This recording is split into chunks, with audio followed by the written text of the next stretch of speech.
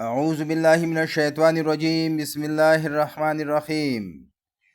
تاریخ: سرتور فقیر مولا مستان، 18 جولائی 1897 کو لنڈاکے کے قریب مولا مستان کے نام سے ایک مرد مجاہد نمودار ہوا۔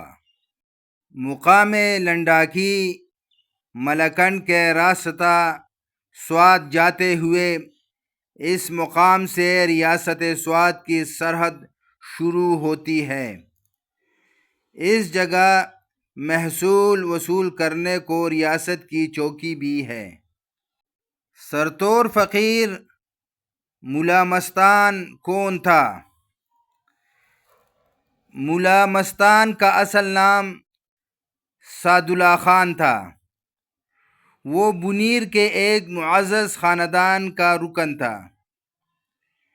بچپن سے ہی اس نے حصول علم دین کے لیے مختلف علاقوں کا سفر اختیار کیا۔ ایک عرصہ تک اجمیر شریف میں بھی مقیم رہا اور 1890 میں واپس وطن اجداد کو لوٹا تھا۔ وہ ابتدا ہی سے بہادر، نڈر اور طاقتور و توانا اپنے عنصروں میں نمایاں حیثیت رکھتا تھا۔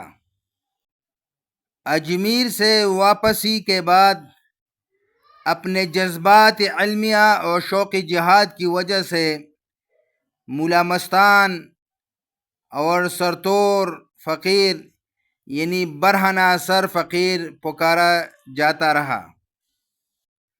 انگریز کو جب مولا مستان کی آمد اور عوام کو دعوت جہاد دینے کا علم ہوا تو اس نے مردان سے گائیڈس نامی فوج طلب کر لی اور فیصلہ کیا کہ راتوں رات اماندرہ پر قبضہ کر لیا جائے۔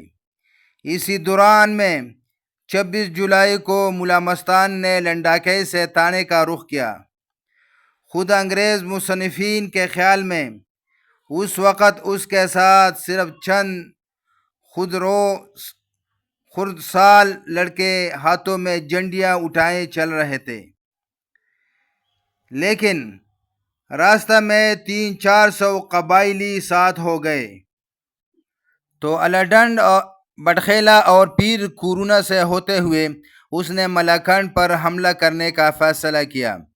پولیٹیکل آفیسر میجر ڈین اپنے لشکر کو پہلے ہی سے تیاری کا حکم دے چکا تھا کہ وہ دن نکلتے ہی مولا مستان کے لشکر کو آنے کے ساتھ ہی منتشر کر دے، لیکن اس لشکر نے رات کوئی 9 بجے کے قریب اچانک ملاکنڈ پر حملہ کر دیا، جس کا وہاں کے لشکر کو وہم و گمان بھی نہ ہو سکتا تھا۔ انگریز لشکری سراسیمگی کی حالت میں ہتھیار سنبھالنے لگے۔ انگریز نے سکھوں کو آگے جھونکا، ان میں اکثر قتل ہوئے۔ شدید دست بدست جنگ ہوتی رہی، طرفین کی لاشیں تڑپتی نظر آنے لگیں۔ قبائلیوں نے کوارٹر گارڈ پر قبضہ کرتے ہوئے تمام اسلحہ و بارود لوٹ لیا اور صبح تک یہ ہنگامہ آرائی جاری رہی۔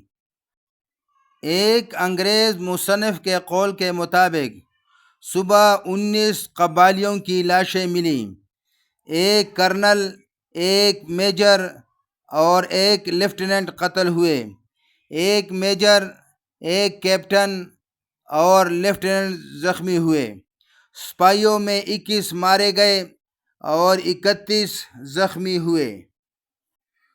اسی رات قبائلیوں نے چکدرہ پر بھی حملہ کر دیا، وہاں بھی سخت مقابلہ ہوا۔ 27 جولائی کو لندن اور شملہ میں بیٹھے ہوئے حکمرانوں کو اطلاع ملی تو انہوں نے تازہ دم لشکر روانہ کرنے کی ہدایت جاری کر دی۔ چنانچہ 30 جولائی 1897 کو ذیل کا سرکاری اعلان مشتہر ہوا۔ گورنر جنرل ان کونسل لشکر کی روانگی کی اجازت مرحمت فرماتے ہیں۔ جو ملکنڈ فیلڈ فورس کہلائے گا، اور اس کا مقصد ملکنڈ اور ملحقہ چوکیوں پر قبضہ رکھنا ہے، اور ساتھ ہی گرد و نواح کے قبائل کے خلاف وقت ضروری کارروائی کرنا ہے۔ ملکنڈ فیلڈ فورس چرچل۔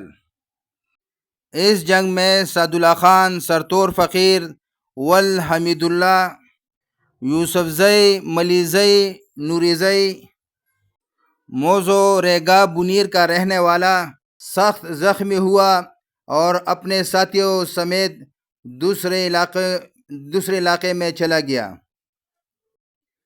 1336 ہجری میں بمقام فتح پور سوات وفات پائی۔ قبر فتح پور سوات میں ہے۔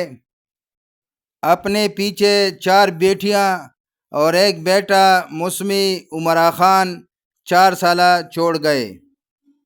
اِنَّ لِلَّهِ وَإِنَّ إِلَيْهِ راجعون۔